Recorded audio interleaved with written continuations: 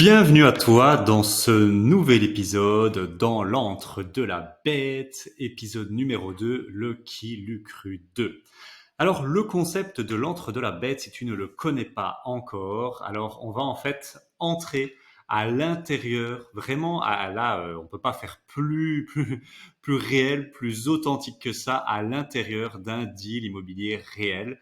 Et bien évidemment, c'est mes deals immobiliers réels et je tanne mon associé Maëri pour qu'il fasse la même chose parce que lui aussi a des histoires incroyables, mais aussi inspirantes et motivantes à partager avec ce concept-là.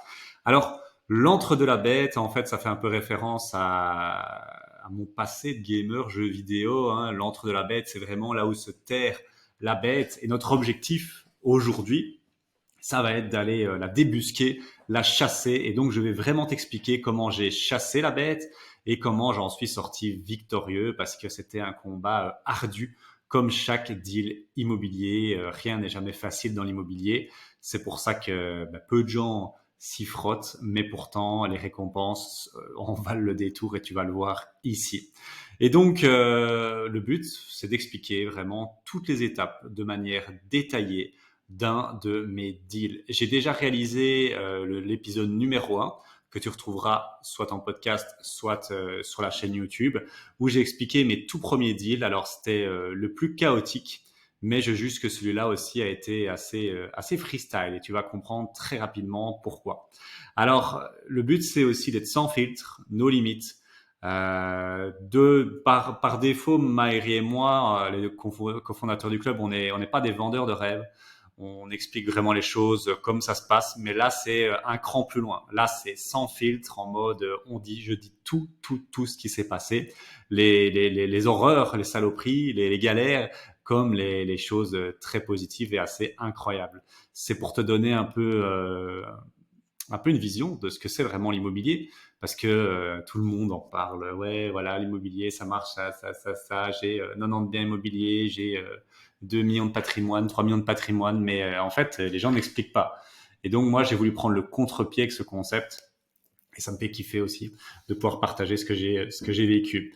Et donc voilà, triple objectif, tu le vois, t'inspirer et te motiver, te montrer que voilà, j'en suis ressorti vivant et qu'il n'y a pas de souci. Hein, c'est normal d'avoir des galères et des emmerdes dans l'immobilier. C'est ça aussi le jeu. Hein. C'est bien évidemment t'éviter des erreurs coûteuses. Il y en a peut-être que tu vas que j'ai fait, enfin il y en a que j'ai fait et que je t'invite à ne pas refaire. C'est ça aussi un transfert d'expérience, de partage de connaissances et t'apprendre des trucs et astuces de pro. Il y a peut-être des choses que, enfin il y en a certainement hein, que j'ai fait et que tu vas te dire ah ouais j'y ai pas pensé et donc voilà l'idée c'est vraiment de te faire économiser en fait de manière gratuite via cette vidéo des dizaines de milliers d'euros avec les erreurs que j'ai pu faire et te montrer que comment ça marche vraiment l'immobilier. Alors, je vais te présenter le qui l'eût cru numéro 2. Et donc, c'est pas le qui l'eût cru numéro 1, c'est bien le qui l'eût cru numéro 2. Je vais le chercher ici, je ne l'avais pas encore préparé. J'arrive. Tac. Les annonces. Voilà, il est ici, promenade. Donc voilà, prévisualiser l'annonce. Je te le montre ici. Hop, voilà, comme ça tu vois un peu à quoi il ressemble. 4,85, toujours super host. Voilà, les gens kiffent. Ça fait bientôt 3 ans et demi, donc voilà, c'est pas mal, plutôt fier. Et donc là, en fait, il est dans une ambiance, si tu vois un peu le délire, très nature, mais surtout très cosy, avec le petit poêle à pellets. Ça a été une décoration, je vais en parler plus tard, assez simple, mais pourtant qui fait son effet grâce au talent de décoratrice de ma femme. Et donc, ambiance très cosy, très sympa. Voilà, c'est simple et efficace, hein, franchement, il y a ça, voilà. Et donc, petite chambre et tout ça. Petite salle de bain aussi, vraiment, voilà, et petite chambre enfant. Donc voilà, est-ce que les gens aiment bien? C'est que tu es dans la nature, vraiment, tu es dans la nature. Voilà. Et c'est vraiment ça que les gens kiffent vraiment. Et voilà, tu as ce côté nature. Voilà, comme ça tu vois un peu à quoi ressemble le Kilu Cru 2, pas le Kilu Cru 1. Et alors, la présentation de la bête qui a été traquée. Alors, c'est un achat en fait à 90 000 euros. Donc ça, c'est très intéressant parce que le prix demandé à la base était de 135 000 euros. On va en discuter et ça, ce sera pour moi un des moments les plus forts avec le crédit de cette chasse dans l'entre de la bête. Les travaux, tu le vois, 0 € a été injecté dedans. Je t'expliquerai, est-ce que c'était une bonne idée, pas ou pas, voilà, j'en parlerai quand même. Il est expertisé assez récemment, il y a moins d'un an, à 145 000 euros. Donc, il a pris 55 000 euros quand même de valeur en moins de 2 ans. Ça, c'est quand même assez incroyable. Il y a eu un effet, c'est l'effet Covid, moi j'appelle ça. Grâce au Covid, les gens se sont rendus compte que la nature, c'était quand même pas si mal et ça a pris beaucoup en valeur. Le cash flow moyen sur les 3 dernières années est de 1 000 € par mois net dans ma poche. Donc c'est une belle réussite, franchement, on est très content. C'est à peu près le même genre de stats que le qui l'eût cru numéro un. Et le niveau de difficulté, voilà, mon passé de gamer me rattrape, mais j'aime bien mettre un niveau de difficulté à cette track. Je mettrais 4 sur 10. Si on enlève le côté banque, qui était très spécifique, on va voir pourquoi. Pourquoi est-ce qu'il était très spécifique, à ton avis? Je te le demande. Si tu as une idée en commentaire, mets-le moi pourquoi il a été spécifique. Mais on n'a pas vraiment fait de travaux. Il a été loué directement et tout était déjà automatisé grâce au Kilu 1 et on avait déjà une femme de ménage. Donc voilà, la difficulté n'était pas vraiment énorme, sauf pour la partie crédit. Et pour moi, parfait pour continuer la quête de liberté financière. Alors, c'était quoi le mindset? Parce que c'est bien les faits et tout ça, mais dans quel état d'esprit on était pour aller démarrer une track d'un nouveau deal immobilier? En fait, c'était notre deuxième deal immobilier. Enfin, c'est le troisième parce que, comme tu sais, j'ai acheté 2 maisons d'un coup, mais on va dire que c'est notre deuxième chasse. Et c'était quoi en fait le mindset? C'était qu'on sortait on en a chié avec les 2 premiers. Hein. T'auras qu'à aller voir la vidéo si c'est pas encore fait. On en a pas mal chié et on a fait beaucoup d'erreurs. On a pas mal galéré sur nos 2 premiers achats et donc on a pris un peu de temps à se remettre de ça. Il a fallu, je pense qu'on a pris 10-12 mois avant de repartir sur un nouveau projet. Et donc on était quand même assez excités de repartir à l'attaque après un an d'apprentissage, de galères, d'erreurs. On se sentait prêt à vraiment repartir à l'assaut. Et notre entourage était toujours assez négatif, même s'il voyait que le premier fonctionnait et donc un peu moins réticent, mais il a jamais été très supportif. Hein. Vraiment, il a jamais été très soutenant. Voilà, au début, il était très négatif. Là, il était un peu moins. On va dire ça comme ça. L'objectif, c'était toujours de faire la courte durée. La stratégie, je pense qu'on a une stratégie de base. Il faut s'y tenir.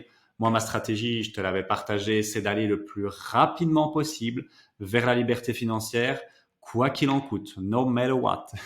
Voilà, je préférais, on est jeune, on est prêt à prendre des claques, des galères, des erreurs dans la tronche, on va dire ça comme ça. Et c'était toujours notre philosophie de continuer dans la location courte durée.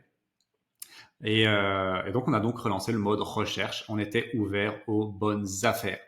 Mais pas une bonne affaire en tête dans la région, ça c'était sûr, mais pas une bonne affaire en tête, voilà, ce sera là, à cet endroit-là ou quoi. On était assez ouvert, donc je regardais à Dinan, à Astières, enfin voilà, un peu partout. Et donc assez ouvert, et donc voilà, avec ça en tête, on a commencé à chercher. On va dire ça comme ça.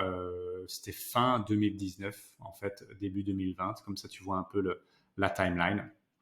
Donc, on s'est mis en recherche.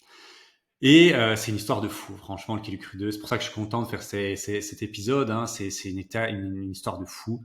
Voilà, c'est pas toujours le cas, mais là, c'était une histoire de fou, comme les 2 premiers. Alors, comment est-ce qu'on a trouvé le Quai du Cru numéro 2? Ben, tu le sais, on vit dans un domaine, c'est là où on a acheté les 2 premiers bungalows, les 2 premières maisons, et on a donc accès à de nombreux biens off-market. Si tu ne le sais pas encore, ça vaut le coup quand tu cibles une zone d'aller te déplacer, d'aller marcher vraiment dans les rues parce qu'il y a des petites affichettes orange, il y a des trucs qui se retrouvent pas sur ImoWeb qui sont là. Et donc en fait, tu l'as compris, celui-là il était pour moi off-market, tu vas comprendre pourquoi.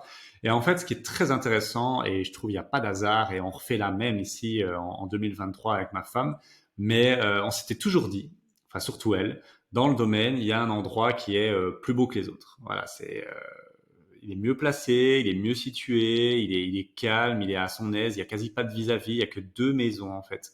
Et elle s'était toujours dit, ouais, cet endroit magnifique, j'aimerais trop avoir la maison là, ce serait vraiment un rêve et tout.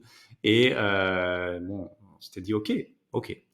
Et puis le temps passe et en fait, j'ai un ami, Rémi, que je l'invite chez moi et il tombe aussi amoureux de l'endroit, du domaine, là où j'habitais.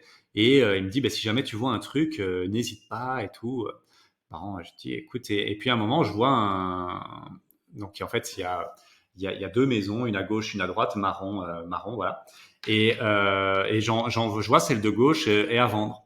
Et je dis, écoute, Rémi, il y a celle de gauche là qui est à vendre, je sais que tu cherches et tout. Ça, voilà, je t'invite à... Et donc, il sonne à son père et bon, il va visiter, je suis avec lui. Et donc, on rencontre les propriétaires, enfin, on toque en fait, les propriétaires étaient là et on dit voilà, je vois que vous voulez vendre, c'est toujours le cas. C'est pas moi qui dis ça, c'est lui et son père, hein, parce que c'est pas mon affaire. Et donc, on fait la petite visite de la maison, à peu près la même structure, mais que ce que j'avais acheté, mais en meilleur état, beaucoup en bien meilleur état. Et en fait, on a appris plus tard qu'il avait été construit plus tard, donc il était plus récent. Et donc, il a un coup de cœur, lui, et il négocie quasi pas. Et il achète avec tout le mobilier qui était vraiment qualitatif au prix de 140, 145 000 euros, il me semble. Je lui dis que c'est un peu élevé, je trouve, par rapport à ce que moi j'avais acheté, mais coup de cœur, voilà, c'est vraiment du coup de cœur émotionnel. Lui, c'était pour y vivre et c'était très peu cher, vu qu'il venait de Namur aussi. 140 000 euros, ça reste 145, ça reste très peu cher par rapport aux maisons à Namur, t'es à 200, 220, 250, tu vois. Donc, c'était un super deal pour lui. Et donc, ben voilà, il achète et tout, ça se passe. Et donc, il achète ça en 2019.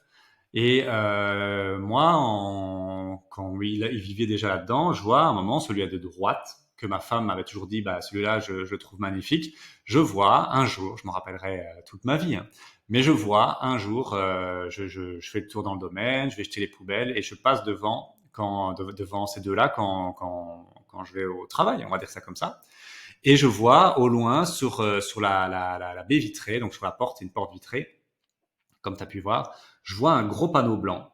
Et je me dis, qu'est-ce que c'est? Qu'est-ce que c'est? Je vois un gros panneau blanc, tout dégueulasse, enfin vraiment dégueulasse, avec un truc noir écrit dessus.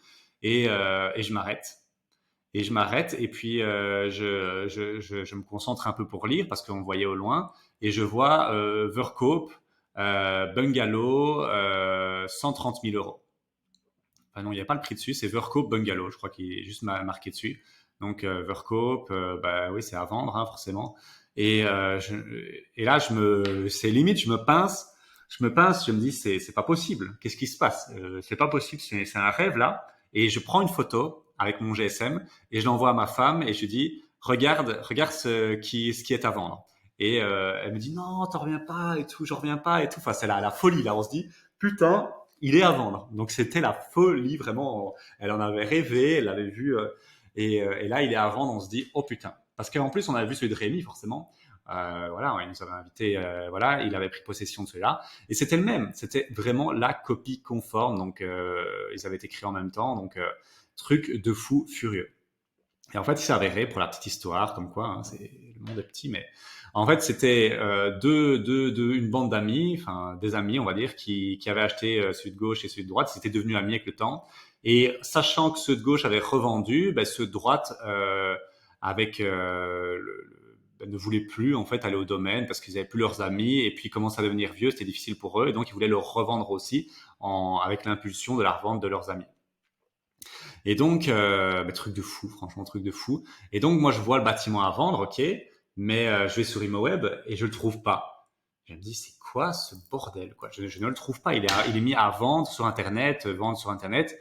Il était marqué sur l'affiche et je dis sur ImoWeb en flamand. Bon, je trouve pas. Je fais tous les sites et puis je le trouve.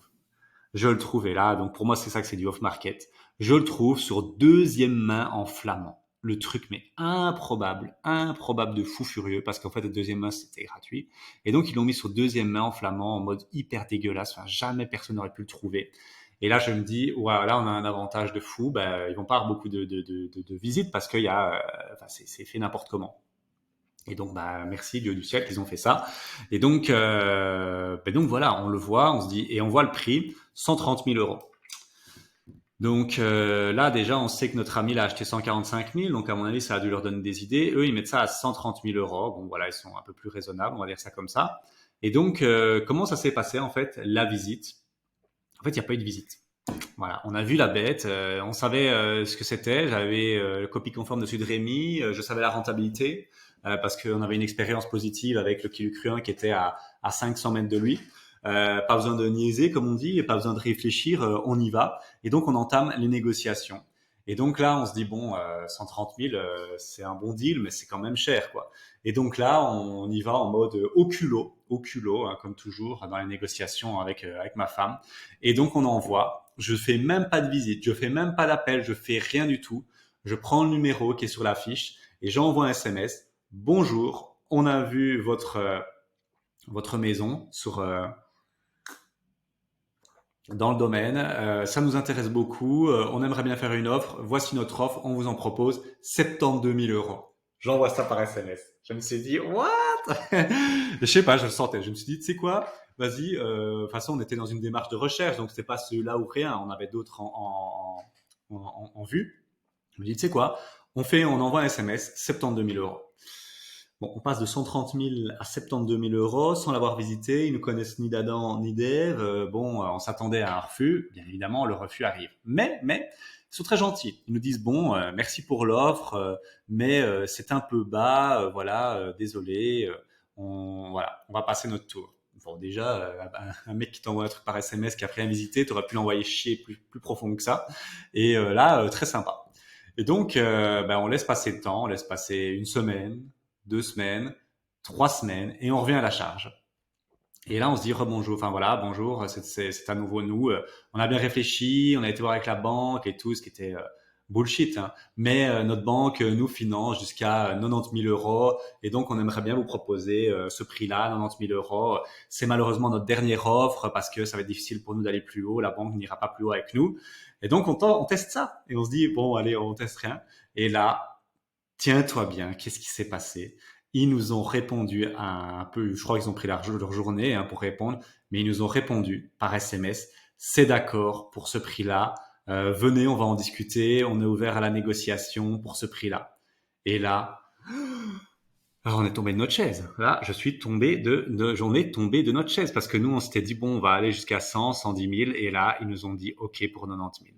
C'était un truc de fou furieux. T'imagines même pas dans quel état on était. Et donc là, la petite leçon que je veux te dire, c'est, dans la vie, on n'a pas ce qu'on mérite, on a ce qu'on demande. Et le culot, dans la négociation, dans l'immobilier, ça paye. Ça paye. Là, on a économisé, voilà, 90 à 130 000 euros, c'est 40 000 euros en 2 SMS. Donc c'est irréel, mais ça s'est vraiment passé comme ça. Et donc ils étaient ouverts à la négociation, ils étaient déjà d'accord sur la négociation, mais ils ont dit bon ok venez on va en discuter. Voilà, ils voulaient bien, ils étaient ouverts à ce prix-là, donc on se disait que ça allait tourner dans ce prix-là. Et donc là, moment irréel du temps, et ça c'est parce que l'immobilier c'est aussi des êtres humains. Et donc c'est aussi ça que je veux mettre en avant là-dessus, c'est aussi des êtres humains. Et donc là, qu'est-ce qui se passe? On va négocier. Je me rappelle, c'était une après-midi, je pense que c'était un samedi, hein, un samedi parce qu'ils y travaillaient tous les deux. Un samedi après-midi, et là on rentre chez eux. On les avait jamais vus. Forcément, c'était deux Flamands, ça on avait compris, mais on les avait jamais vus. Donc on les rencontre. C'est un peu un moment hors du temps. Vraiment, comment ça se passe? Donc on les rencontre, on leur dit bonjour, voilà. Et ils nous invitent en fait à prendre le thé, un café, à manger des petits biscuits. Puis on discute pas du tout du bien immobilier. On discute un peu de eux, pourquoi ils vendent. Et en fait, ils nous posent des questions aussi, pourquoi nous on veut acheter, ces choses-là. Et c'est vraiment irréel comme moment. Parce que on se dit bon, ok, qu'est-ce qui se passe en fait? Il n'y a pas de playbook pour ce genre de démarche, tu vois. C'est la seule négociation qu'on a vécue comme ça, et elle était incroyable. Et donc ma femme, c'est elle qui a plus parlé.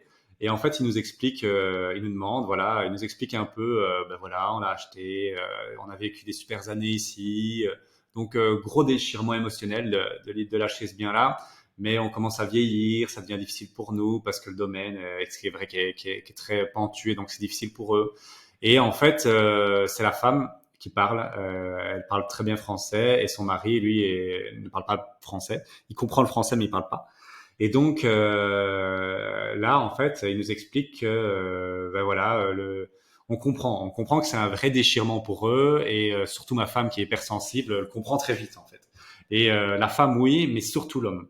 Et en fait, on creuse un peu, enfin, même pas on creuse un peu, on discute, voilà. Il nous explique en fait que, bah, eux, c'était un chasseur. C'est vrai que dans la région, il y a beaucoup de chasse, et que bah, c'est un déchirement pour lui parce que bah, il avait tous ses amis et qui faisaient la chasse, et ben il va devoir s'en passer, et que ben il est super triste et tout. Et donc on le ressent très vite. Ma femme le ressent très vite, et puis donc il y a déjà beaucoup d'émotions là dans cette histoire là. Et je pense que c'est ça qui a fait qu'ils ont accepté qu'on s'est mis d'accord sur ce prix-là. Et donc ben, eux après ils nous demandent un peu ben, pourquoi nous on veut l'acheter. Et là, ma femme, elle sort de nulle part, un truc de fou, mais franchement, ça c'est merci, merci l'intelligence émotionnelle, merci l'hypersensibilité. Je pense qu'elle avait compris que vu le passé émotionnel, même si ça n'avait pas été très clair, hein, tout ce que je vous dis là ici avec la chasse et tout, c'est vers la fin qu'ils nous ont livré cette information-là. Mais elle avait compris qu'il y avait quelque chose de gros, que c'était un gros déchirement pour le monsieur. Et donc, ben, quand ils nous demandent, voilà, c'est quoi votre projet avec ce bien immobilier, nous, on leur dit la vérité. On leur dit qu'on en a déjà dans le domaine, qu'on connaît bien le domaine, voilà. Mais en fait, ma femme a l'intelligence émotionnelle pour moi de dire qu'en fait, on va pas l'exploiter en Airbnb, mais que c'est pour son père qui est malade, souffrant, et pour quand il reviendra en Belgique, qu'il ait un pied-à-terre parce qu'il veut revenir en Belgique. Alors, c'est un demi-mensonge parce qu'il y a du vrai là-dedans avec l'histoire de son père, mais l'idée, c'était quand même de l'exploiter en Airbnb. Donc, voilà. Mais elle a eu l'intelligence, encore une fois, de ne pas leur dire voilà, on va le prendre, on va faire de l'oseille avec, et en mode rien à foutre, on détruit l'histoire derrière. Non, là, elle a vraiment fait un pont logique, et c'est vraiment une leçon ici que je te donne, hein. C'est vraiment intéresse-toi vraiment. Moi, j'ai pas cette faculté-là, c'est pour ça que c'est elle qui gère la négociation. Intéresse-toi à l'histoire des gens et crée une histoire cohérente avec ça. Tu vois, une famille qui a vu grandir ses enfants dans le bien immobilier, si tu lui dis que tu vas prendre son bien, tout péter et faire une coloc pour gagner le max d'oseille, c'est mort, c'est mort. Si elle a une offre à peu près la même que la tienne, où les gens expliquent qu'ils vont en fait vivre dans le bâtiment, rénover pour pouvoir grandir leurs enfants, ils vont prendre cette histoire-là. Et donc, ben là, elle a sorti ça de nulle part, et improvisation divine, on va dire ça comme ça. Et ça a fait mouche. Ça a fait mouche, et ils ont été super touchés. Et puis au fil en aiguille, il nous a expliqué voilà l'histoire que je t'ai dit où il est chasseur. Et là, il y a eu un moment, encore une fois, irréel, hors du temps. Moi, je t'explique ça et il faut le vivre, hein, mais fort en émotion, où le monsieur a commencé à verser une larme, tu vois, alors que ça avait l'air d'être un chasseur, un dur, tu vois. Mais c'était vraiment dur pour lui de laisser partir ce bien immobilier là où il avait beaucoup de souvenirs. Et ma femme aussi, bah, elle aussi a été beaucoup fort touchée parce qu'elle a beaucoup d'empathie, moi aussi, mais elle 10 fois plus que moi. Et donc, bah, elle l'a pris dans ses bras. Enfin, c'était un moment, encore une fois, hors du temps. Et en fait, au final, on n'a pas vraiment beaucoup négocié, tu vois, après tout cet épisode-là. Ils ont voulu un peu négocier en disant, voilà, nous, on vous le laisse à 95 000 avec tout le mobilier. Et nous, on leur a dit, bah non, écoutez, c'est 90 000, mais récupérez le mobilier. Et au final, bah, ils ont récupéré peut-être un quart du mobilier, ils ont laissé tout le reste, et ils ont été d'accord pour dire 90 000. Moi, j'avais prévu l'offre en français et en flamand, j'avais été assez intelligent, ou alors c'était eux, ou alors c'était eux qui avaient prévu l'offre en flamand, et moi je l'avais prévu en français. Enfin bon, voilà. Et donc on a signé l'après-midi même, d'accord pour 90 000 euros. Avec une partie du mobilier qui restait, et c'était bouclé, adjugé, vendu, mais c'était une négociation incroyable. C'est depuis que je fais de l'immobilier, j'ai jamais vécu une négociation pareille. J'en ai vécu une assez sympa récemment, mais des négociations comme ça, c'est des souvenirs de fou en fait. C'est ça aussi l'immobilier, c'est des êtres humains ensemble, et donc c'est incroyable quoi. Et donc le bâtiment qui était à 130 000 au final a été adjugé à 90 000, et je suis à peu près sûr que cette histoire, ce rapport émotionnel, cette intelligence émotionnelle de ma femme a fait qu'ils ont été d'accord parce que c'est quand même le mec à la fin, le monsieur qui a dit OK. Et je pense que cette histoire-là, le fait qu'on comprenne, enfin voilà, qu'il y ait eu ce moment-là, ça a joué énormément dans la balance. Donc voilà, une négociation extraordinaire. On va dire ça comme ça, un moment extraordinaire hors du temps. Et donc, comment on a su que ça allait fonctionner? Je te l'ai déjà dit, le numéro 2 était dans le même domaine que le numéro 1, donc on savait que ça allait cartonner. Donc voilà pour un peu la négociation, la traque, tout ça, histoire folle. Je sais pas ce que tu en penses, mets-le-moi en commentaire, mais moi je trouve c'est fou quoi. Mm. Et donc on arrive à l'étape numéro 3 qui a été la plus bordélique et chaotique de ma vie, c'est le combat. Parce qu'effectivement, maintenant qu'on a trouvé la bête, va falloir lancer le combat. Et le combat épique, c'est le crédit, l'obtention du crédit. Alors, comment ça s'est passé, la demande de crédit? On avait déjà appris beaucoup de nos 2 premiers achats et on pensait être bien préparé. On était fort sur nos acquis, on s'était dit OK, on sait qu'on a acheté à des super bons prix, que ça a pris en valeur, donc on va pouvoir remettre cette valeur en garantie, c'est ce qu'on appelle la garantie hypothécaire, la mise en garantie hypothécaire pour mettre moins de fonds propres. Donc on avait notre plan, on était fort sur les acquis, on s'était dit OK, on est parti, let's go.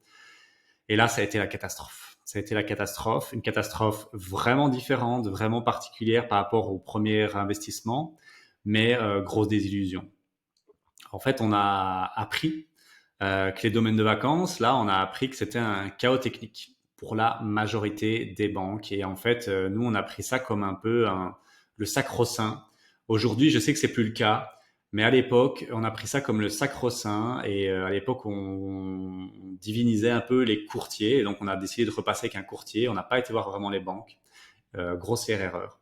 Parce que je pense, j'en suis sûr, maintenant, si tu me remettais dans cette situation-là, on n'aurait pas eu le même résultat final. Mais bon, voilà, c'est comme ça. Donc, on a fait vraiment en mode courtier, uniquement courtier et pas être voir les banques. Et je pense maintenant, en tout cas, maintenant en 2023, certaines banques sont ouvertes à financer les domaines de vacances. C'est avec certains garde-fous, hein, beaucoup de conditions, tout ça, mais c'est possible. Et alors qu'elle à l'époque, on avait dit que c'était pas possible. Et donc, en fait, nous, notre plan était bon. Ok, on achète le truc à 90 000 et on remet en garantie les 2 premiers, et on refinance le tout en gros, et on met très peu de fonds propres. Sauf que là, on l'a dans l'os, on peut pas le faire. On peut pas le faire. Le courtier nous dit, oui, toutes les banques d'investissement, effectivement, les banques d'investissement, les domaines de vacances, c'est mort. Donc, des Crefima, des Record Bank, des Elantis ne financeront jamais des domaines de vacances. C'est plutôt les banques classiques qui vont faire ça. Petite astuce pour toi, si jamais tu achètes dans un domaine de vacances. Et donc, on peut pas remettre en garantie. OK. Mais en plus de ça, vient surtout s'ajouter un bordel sans nom du nom du Covid. Ça a été le plus gros bordel imaginable au niveau des banques qu'on ait connu.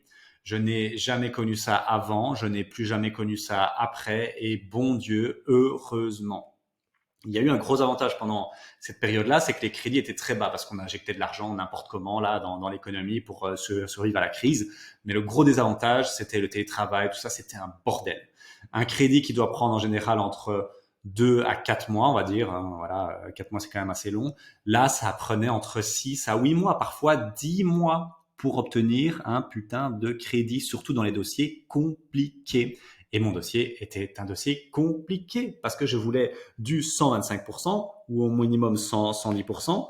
On n'avait pas encore beaucoup de fonds propres, on en avait un peu, plus que l'autre fois, mais pas beaucoup. Et en fait, voilà, le domaine de vacances était un très très gros frein pour les banques d'investissement. Et donc, pour te dire à quel point c'était le chaos, hein, les expertises de mon bien immobilier, de mes biens immobiliers, j'ai dû les faire moi-même. Voilà.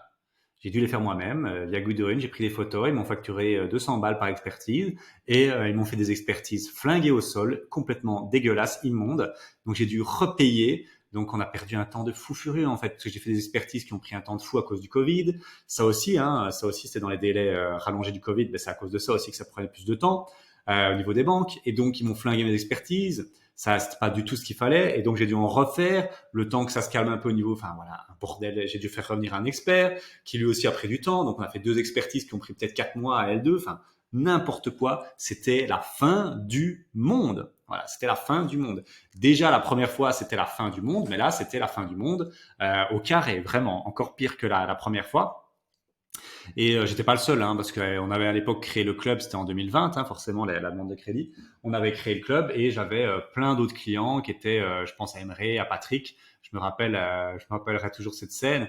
On est au domaine, on est au golf de Rougemont à Profondeville et je me rappelle, je suis avec eux et je leur dis bon. Je leur demande comment ça va et puis eux, ils me demandent comment ça va et je dis ouais c'est la merde et tout, mon crédit là c'est le bordel, j'arrive pas, enfin c'est délai, je sens que ça me stresse, c'est chaud, je vais jamais signer à temps la signature des actes. Eux, ils me disent exactement la même chose et là c'est con, hein, c'est très con peut-être, hein, mais ça m'a fait plaisir de voir que j'étais pas le seul dans la galère et qu'on vivait les mêmes tracas. C'est ça aussi la puissance de l'écosystème Le Club, c'est partager tes déboires, tes erreurs, mais aussi tes victoires avec des gens qui te comprennent. Et donc, c'était la même pour tout le monde. Tout le monde était logé à la même enseigne. C'était le bordel. Et donc, qu'est-ce qui s'est passé? Eh ben, ça a été le bordel, forcément. Et donc, la date limite de la signature aurait dû être en juin 2022. On avait signé l'offre, je pense, en novembre 2019, donc ou septembre, je pense. Donc déjà là, c'était très, très, très tiré sur la corde, hein. On avait vraiment tiré sur la corde. Mais en juin 2022, je n'avais pas de crédit. C'était pas, j'en avais peut-être impossible, difficile à avoir. Non, j'en avais pas du tout. C'était le bordel avec tous les délais. Alors forcément, les vendeurs un peu compréhensifs, mais bon, à un moment, ils m'ont quand même fait payer. Le notaire du vendeur flamand avait mis une clause que pour chaque jour de retard par rapport à la signature de juin 2022, il y avait des pénalités. Donc je crois que j'ai payé 1 500 € de pénalité quand même, hein. Ça fait une sacrée somme. Et donc, bordel total, on a dû refaire les expertises, et puis au final, on est arrivé à la conclusion que c'est des domaines de vacances, donc on est baisé, voilà, on va pas tourner autour du pot, on est baisé, et donc la seule solution possible et imaginable avec les fonds propres qu'on est, c'est-à-dire quasi zéro, c'est de refaire appel à mes parents. Ça a été un moment pénible. La première fois, je l'avais fait et ils avaient été OK de le faire, ils étaient encourageants. La deuxième fois, plus du tout, plus du tout. Ils tiraient la tronche, ils étaient dégoûtés. Mais moi, je leur ai dit, si vous faites pas ça, je suis dans la merde. Un peu à l'image de la première fois. Donc, je les remercie. Voilà, c'est vraiment eux qui m'ont sauvé sur ce coup-là. À revenir, si je remonte dans le temps, je dois plus faire ça. Je peux maintenant, aujourd'hui, j'ai trouvé des banques qui sont d'accord pour les domaines de vacances. Et ça, j'aurais pu passer avec eux. Mais à l'époque, je ne le savais pas. Donc, j'ai été contre mon gré. Je les ai obligés aussi, hein. Ils ont été voilà, ils l'ont fait parce que je suis leur enfant, mais ils étaient dégoûtés, vraiment de chez dégoûtés. Et depuis, ça a joué de transparence, ça a foutu pas mal le boxon. Ça a mis un espèce de mauvaise ambiance à cause de ce truc-là, parce que là, la garantie, je sais comment l'enlever, hein, et je suis en train de le faire. Donc, il m'aura fallu, on va dire, 2-3 ans. Mais pendant ces 2-3 ans-là, voilà, ça a été un sujet un peu de discorde. Mais bon, voilà, je te dis la vérité. On avait dit sans filtre, hein, les bons côtés comme les mauvais côtés. Et ça, pour moi, c'est un très mauvais côté. Donc voilà. Après, je connais plein de clients à moi, leurs parents ont mis leur maison en garantie et c'est ok pour eux, tu vois. C'est ok pour eux. Et il n'y a jamais eu de tension. Là, ici, il y en a eu. Et donc, voilà, à refaire, je sais comment faire. Si tu me remets en 2020, je fais pas le cheminement. Je vais dans des banques traditionnelles et je trouve des banques et je les connais maintenant, qui financent les domaines de vacances et on n'aurait pas été là. Voilà. Mais bon, voilà, l'avantage ici, c'est quoi? C'est qu'on a pu négocier un crédit bullet chez Crefima, terme fixe 50-50, 50% de capital, 50% de crédit, et donc crédit très très très avantageux, extrêmement avantageux, impossible de revoir ça à l'époque où je tourne cette vidéo en 2023. C'était un crédit à un taux de 2, donc un truc de fou furieux, de 2, voilà, 2.0 en bullet. Et donc on est sur un crédit de 316 000. Pourquoi? Parce qu'en fait on a refinancé, autant le faire, hein, c'était plus simple. On a refinancé les 2 premières maisons Et on a mis la troisième dedans, c'est ce qu'on appelle un achat plus refinancement. Et donc, on a englobé les nouveaux travaux, les frais de notaire dedans pour un total de 316 000 euros. Ça fait à peu près 100 000 euros, 105 000 euros par maison, avec un coût mensuel de, tiens-toi bien, 950 euros par mois pour les 3 maisons. Donc, c'est une folie, une pure dinguerie. Ce qui représente donc 250 euros par mois pour le Kilu Cru 2. Parce que j'ai réparti ça comme 250 pour le Kilu Cru 2, 250 pour le Kilu Cru 1 et 400 pour ma résidence principale, qui est le Kilu Cru 0. Donc, voilà pour les crédits. Voilà, c'est pas Jojo, c'est pas joli, mais c'est comme ça. Alors la bonne nouvelle, hein, c'est que là, ça m'a vraiment servi de gros apprentissage, et tu verras que les prochains achats qui arrivent ici, les prochains entre de la bête que je ferai plus tard, tu verras que c'est moins le bordel pour les banques. J'ai appris beaucoup, mais là ici, mon conseil à toi ici, c'est fais gaffe au domaine de vacances. Si tu veux faire dans du domaine de vacances, je te le dis déjà, faudra aller dans des banques classiques, oublie les courtiers, ça servira à rien du tout. Voilà. Alors, le combat épique au niveau des travaux, tu l'as compris, ici, ça va aller assez vite. Il n'y avait aucun travaux réalisé. On a décoré peut-être pour 1000, 2000 euros de mobilier. Petite réflexion. Avec le recul, je pense que c'était une mauvaise idée. J'aurais dû prendre un budget rénovation, rafraîchissement pour rénover la douche et rénover 2, 3 trucs. À mon avis, j'aurais pris avec 10 000 euros, j'étais bon. Mais pour moi, c'était une mauvaise idée, car le bâtiment, en fait, il s'effrite petit à petit, et il y a des trucs qui lâchent progressivement, et à refaire, j'aurais rafraîchi et rénové quelques trucs. Voilà. Parce qu'en fait, les bâtiments, il est dans un état que j'aime pas du tout et que je ne rachèterai jamais. Il est dans un état suffisant, mais pas ok, tu vois. Donc en fait, il est dans un état où il faut le rafraîchir, mais pas trop, tu vois. Donc t'es entre les deux. Est-ce qu'on rafraîchit, on rafraîchit pas? Oui, on rafraîchit, parce que sinon t'es pas sur une vision long terme. Mais tous les ans, tous les 6 mois, t'as des tuiles, t'as le chauffe-eau qui lâche, t'as la douche qui fuit, enfin une horreur. Donc voilà, ça c'est ma petite réflexion que j'aurais dû faire ici. Voilà, je le vis pas mal, hein, mais à refaire, j'aurais fait ça, ouais. Et donc la récompense, pour terminer et terminer en beauté, comme qu'est-ce que ça a donné? La récompense glorieuse, tu l'as compris, on a signé ça en septembre, le temps de faire le mobilier, tout ça, on a eu nos premières réservations vers décembre 2020, avec une nuitée, elle a fixé à peu près à 80 euros par nuit. Et rapidement, en fait, on a eu, ça a été très rapide. Très très très rapide celui-là, parce qu'il a une situation, tu l'as vu dans les photos, vraiment idyllique, incroyable. Il a une terrasse et tout, enfin plus grande que le Kilu Cru 1. Pour moi, il est beaucoup beaucoup mieux. Et donc, il est un peu plus cher, mais je dis 15 euros plus cher la nuit, donc c'est vraiment pas énorme. Et il fait ça le comble. Il fait ça le comble. Il est très très très très demandé. Tu le vois. Et là, depuis 3 ans et demi, toujours à 4,85. C'est quand même plutôt pas mal, surtout qu'il est en autopilote depuis presque 2 ans maintenant, donc la qualité est parfois un peu moindre vu que c'est pas nous qui sommes derrière, et pourtant il s'en sort quand même très bien. C'est une belle exploit, on est très content. Alors au niveau du Kilu Cru numéro 2, les charges, combien il me coûte ce bâtiment? Tu l'as vu, crédit 250 euros par mois. Au niveau des charges, avec les récentes augmentations, mais et avec tout le reste ici, on est plutôt aux alentours de 200 euros par mois pour l'électricité, pour euh, la copropriété, pour l'eau, tout ça, 200, 250 euros par mois.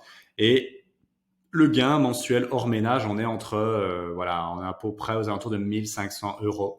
Donc, ce bien me génère entre 900 à 1000 euros par mois. Plutôt aux alentours de 1000, il est plus stable que le Kilu Cru 1.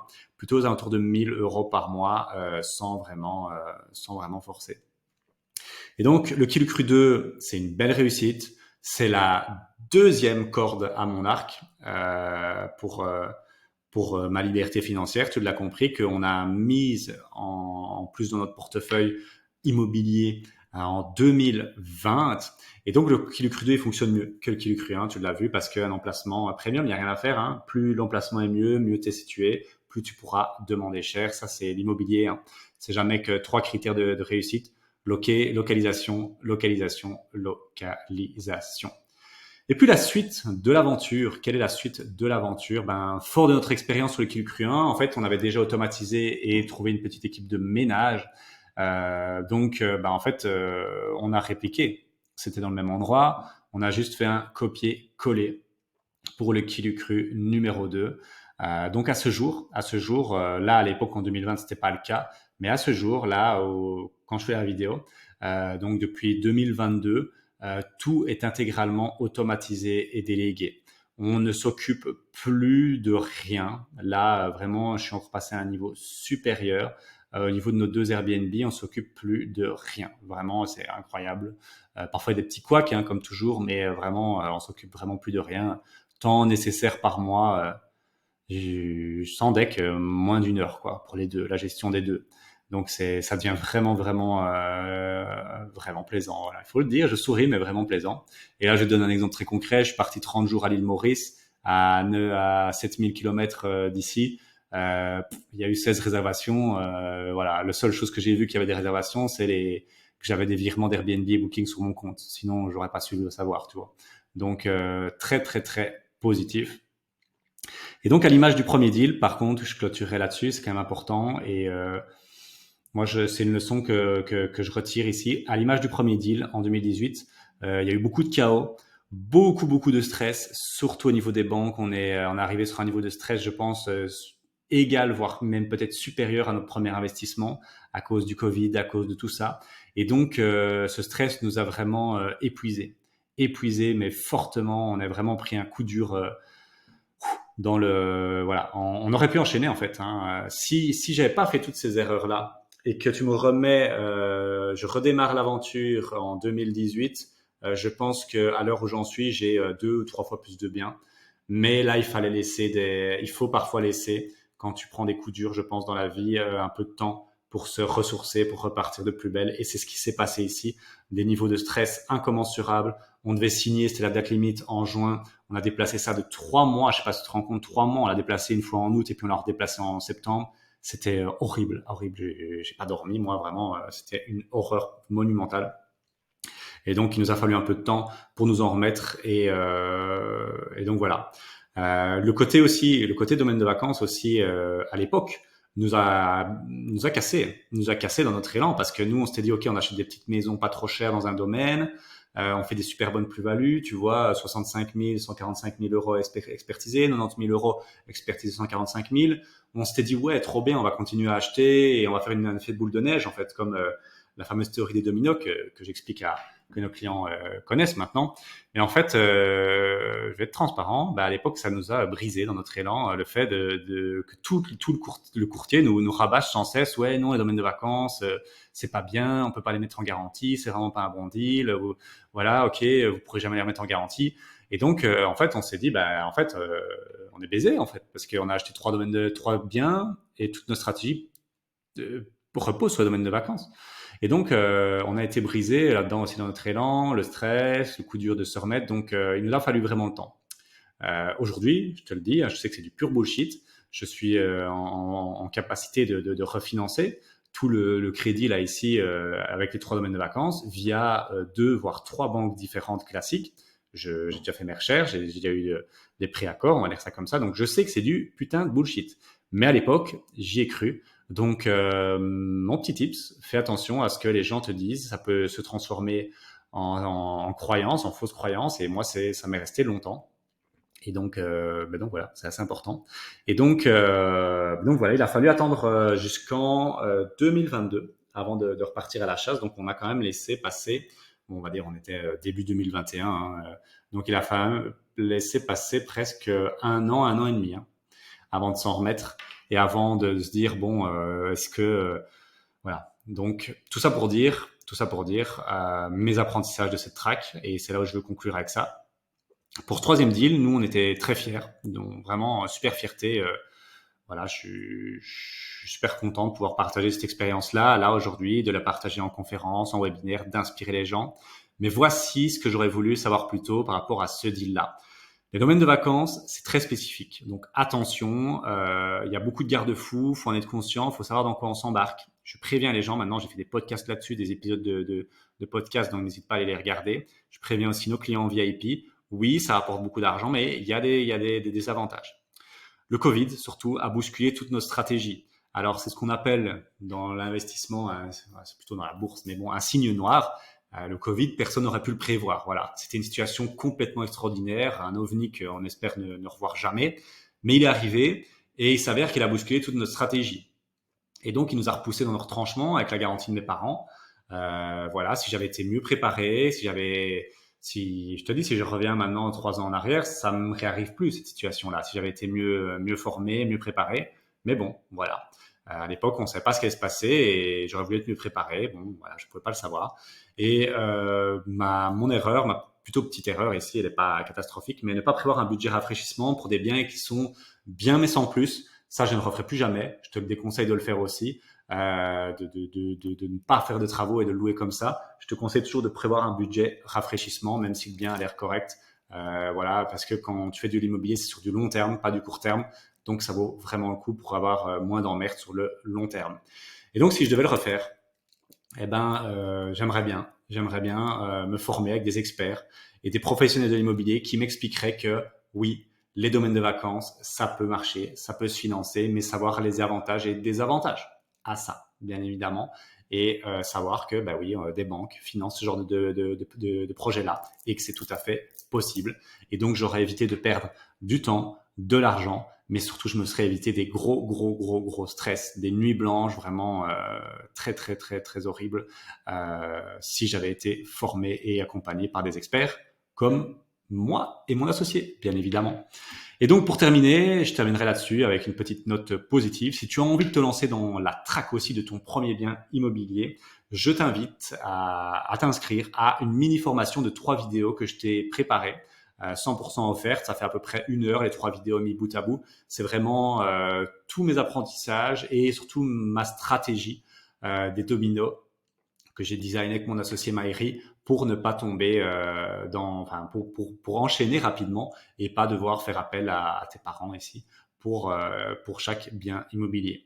Moi, je te le dis, depuis 2022, je fais plus appel à eux et tout, maintenant, je vole de mes propres ailes. Mais j'ai dû passer par là parce que j'avais un manque de formation et cette mini-formation t'aidera à y voir plus clair là-dessus. Pour avoir accès, c'est très simple. Il y a un lien dans la vidéo ou dans les commentaires. Tu cliques sur le lien, tu mets ton email et tu as accès aux 3 vidéos. Voilà, merci de m'avoir écouté. J'espère que cet épisode t'a plu. Si il t'a plu, n'hésite pas à mettre un petit pouce. N'hésite pas à me dire est-ce que tu as trouvé le plus incroyable dans mon histoire, la négociation, le crédit.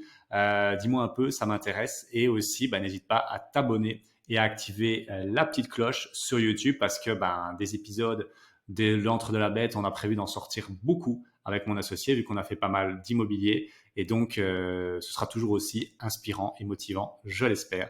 Voilà, merci de m'avoir écouté, je te souhaite une belle journée. Ciao, ciao.